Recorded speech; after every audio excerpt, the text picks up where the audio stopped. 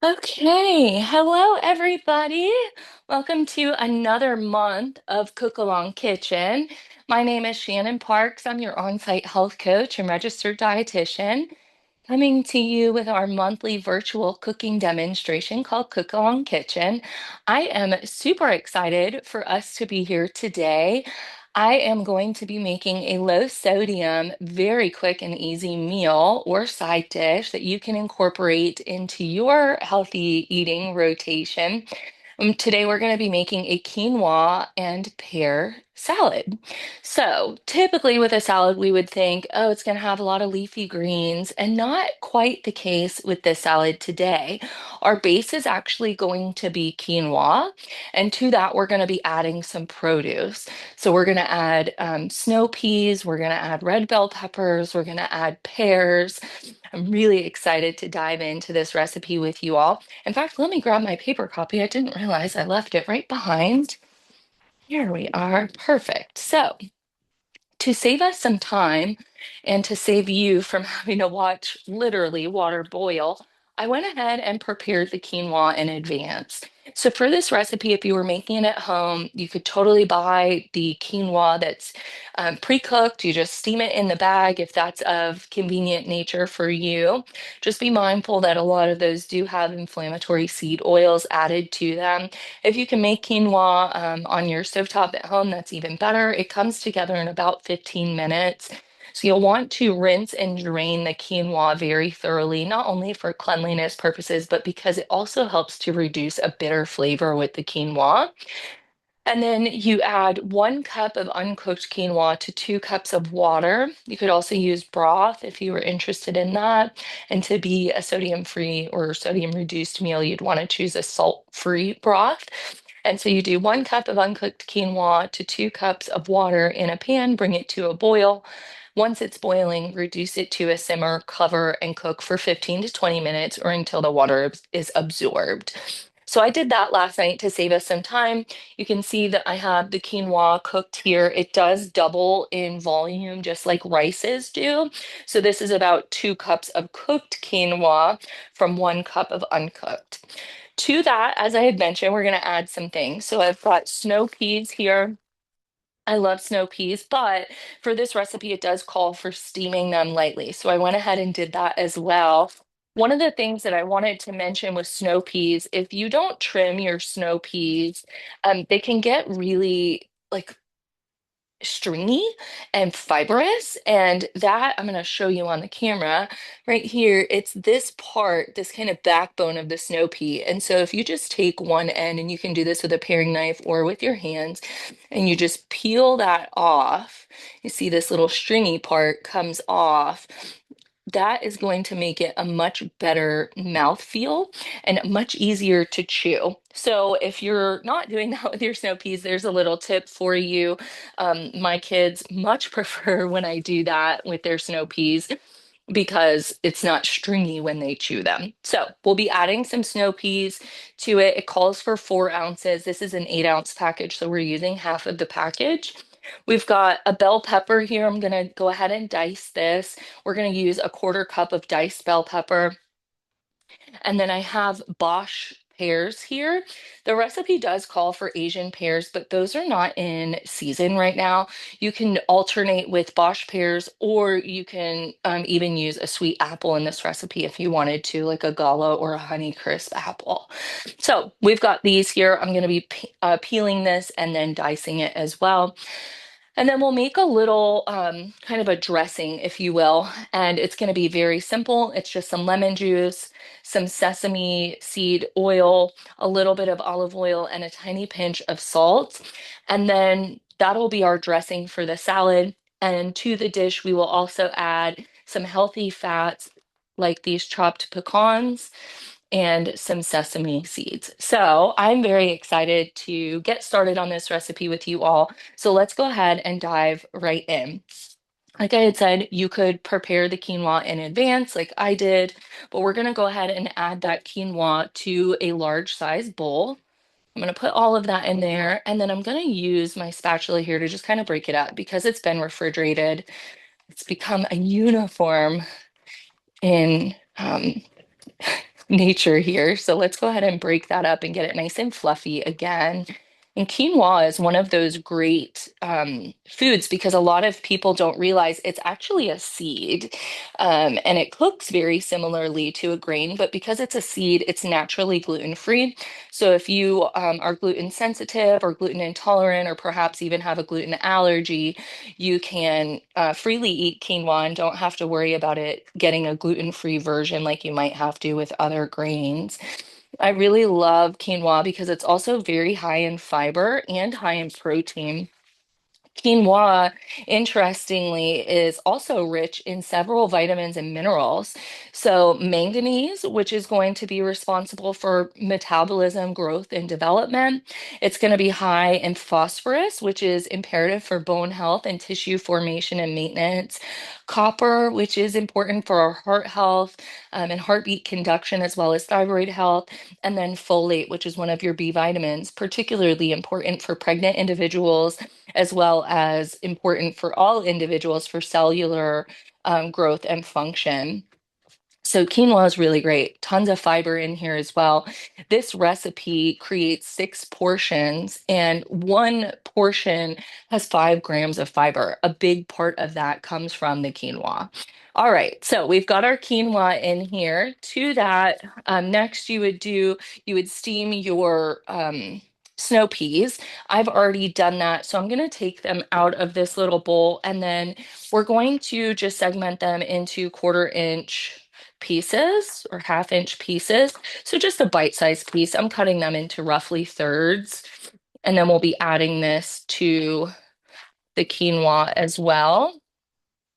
And this recipe, you can serve it room temperature, or you can easily serve it chilled as well. So it'd be a nice quick side dish that you could make in advance and pair with a vegetarian protein if you wanted to, beans, lentils, tofu, tempeh, seitan, whatever you prefer.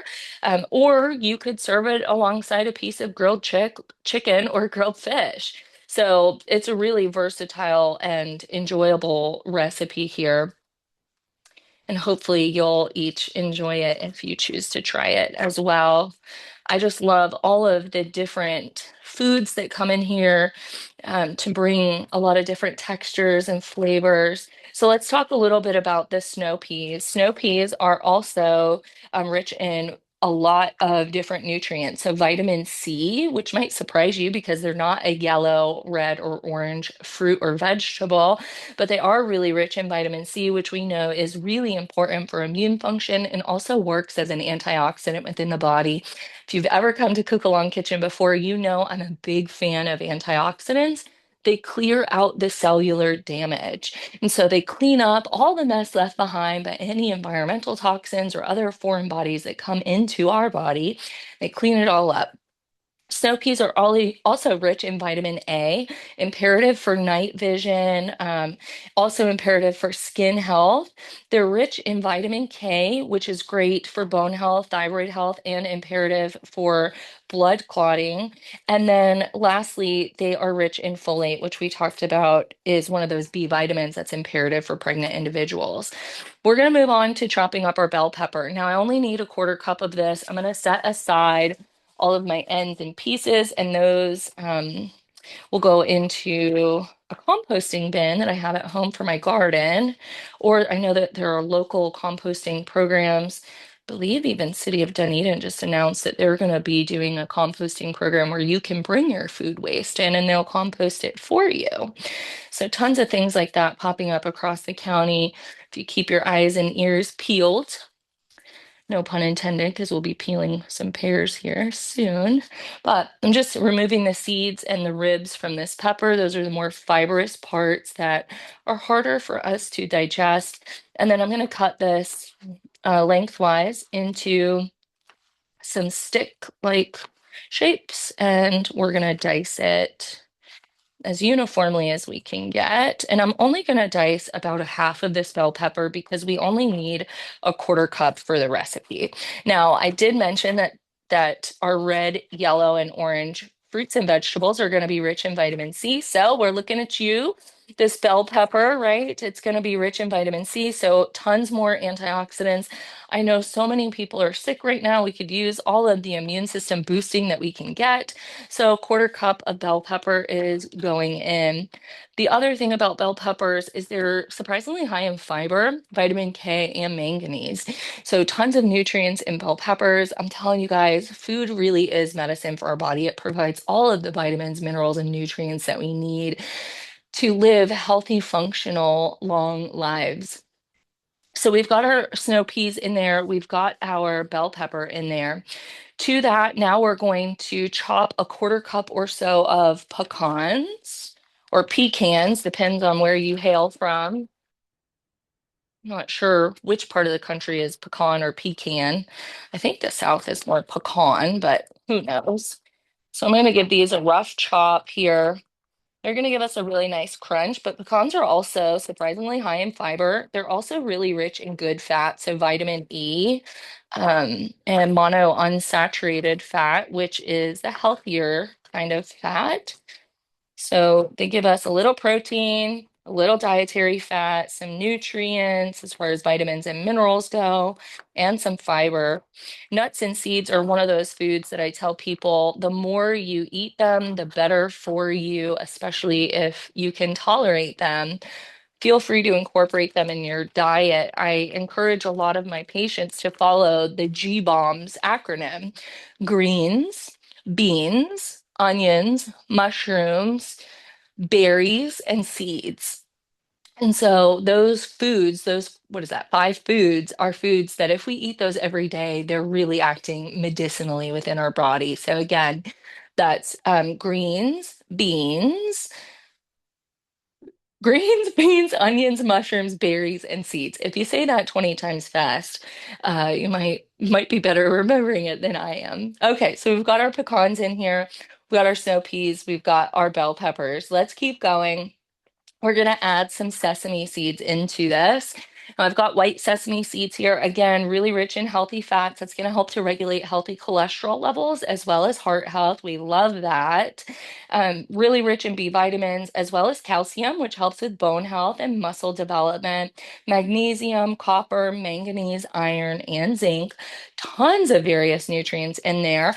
We're going to do 1 teaspoon, so just a little pinch of sesame seeds.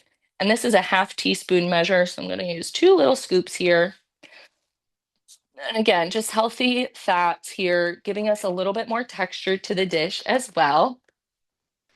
Okay, lastly, let's chop and peel and chop, I should say, one of these pears. Now, I'm going to use a paring knife to do my peeling today, but if you wanted to use a vegetable peeler, you certainly can. I love pears. A lot of people don't realize that eating 1 pear gives you roughly 20% of your fiber intake for the whole day, which is so great. And these Bosch pears are a little bit more crisp and crunchy than the standard, I guess, yellow pears, what they're called, that tend to be a little bit softer, but they are so good. Pears, I had done a little bit of research to understand a bit more of the nutrients in pears because I knew they were really rich in vitamin, or rather in fiber, but I wasn't sure which nutrient they were highest in, and it turns out they're highest in vitamin C. They're also really rich in vitamin K and potassium, iron, which is going to help with our blood oxygen levels and support our body in various different ways, and magnesium, muscle and nerve function, stress response system, all the things that we need, bowel health, blood glucose regulation, etc. So pears are a wonderful option, and they have a relatively low glycemic index, so they're not going to cause a big blood sugar spike. So if you are somebody that's watching their weight or perhaps watching your blood sugar, for various reasons, keep in mind that pears are a very glycemic friendly fruit. Alrighty, so let's go ahead and dice up this pear here. Oh my gosh, I could just eat these slices by themselves. Looks so yummy and good. I love it.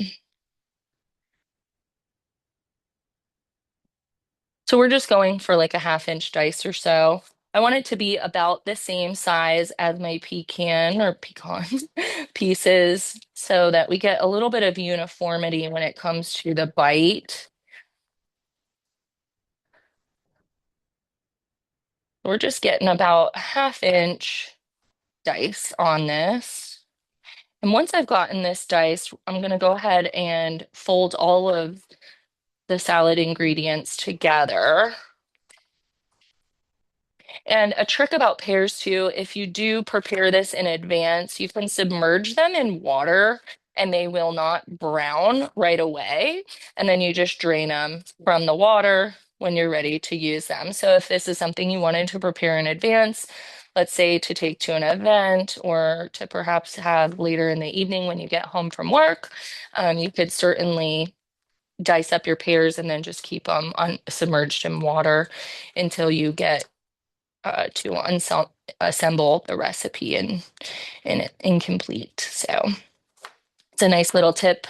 Same thing goes for apples too. If you didn't know that, apples, if you put them in a salt brine, so adding some salt to water and submerging them, letting them rest for about 10 minutes, and then draining that water off, they will not brown, which is amazing. And so you will have um, these beautifully fresh cut looking apples. And then when you're ready to eat them, you can just simply rinse that saltwater brine off and they're ready to go. And they still won't brown after that. So it's pretty neat. All right, let's come around before I dress the salad. Let me show you kind of what we're working with here in our bowl. That's what our mixture looks like. Lots of beautiful colors in there. Let's go ahead and get our salad dressing together. So I'm going to take another little bowl here.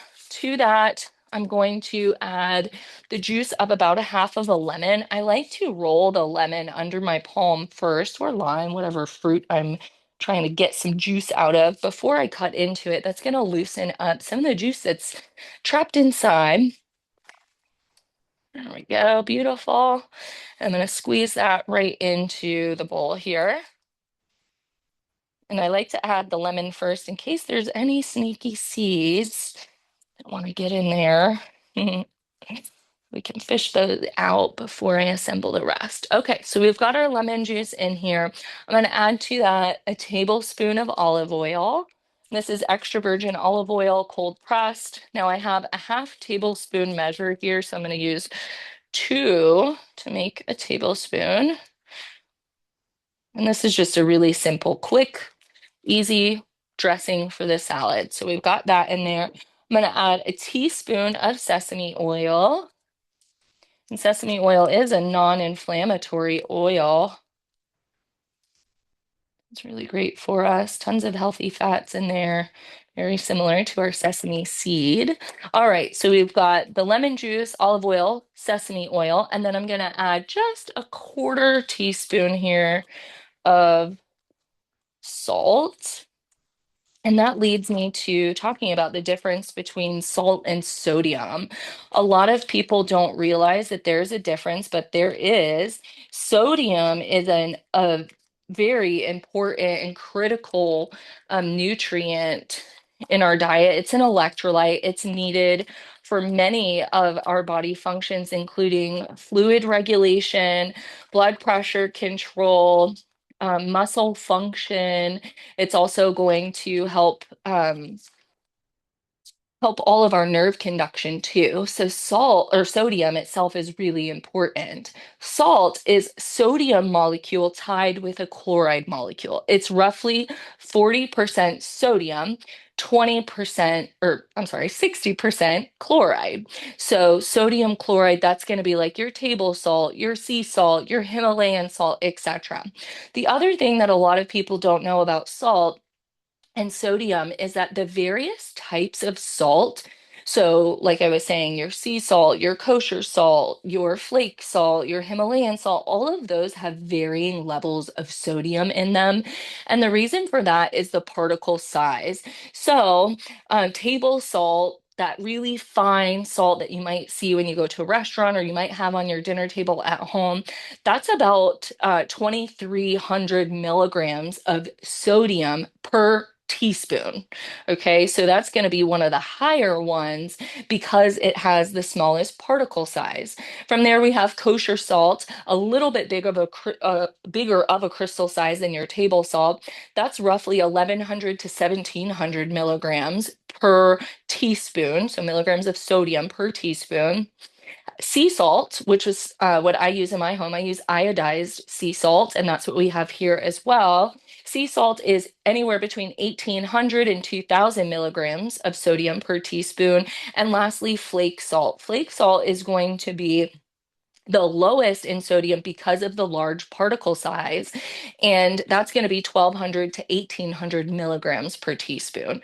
So while one type of salt isn't necessarily quote unquote better than others, it may be better for you relative to sodium content if that's something that you're watching out for. Lastly, the average American consumes a roughly 3,300 milligrams of sodium per day. Most of that comes from processed or packaged foods or restaurant dining. So I always tell people when you go to the restaurant, you can be the chef. Tell them to cook your food without salt added. That is really important. And eat as many fresh foods like this as you can. That's going to be really, really helpful. And then lastly, the American Heart Association, their recommendation is less than 2,200 milligrams of salt intake per day. And that reduces even further to 1,500 milligrams a day for those with cardiac conditions.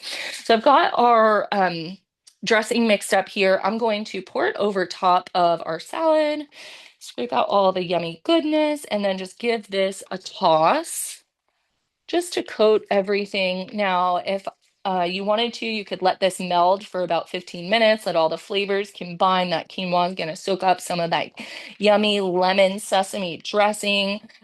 Or you could even store this covered in the refrigerator for about an hour and serve it chilled really nicely. So I'm really excited to plate this up and show you guys what we're working with today, with the hopes that you'll give this recipe a try yourself the next time you are looking for a healthy side dish or something to accompany a meal that you're making. So let's get all the yummy colors and flavors on this plate. Oh my gosh, guys, this looks delicious. I wish that you were here so I could feed you.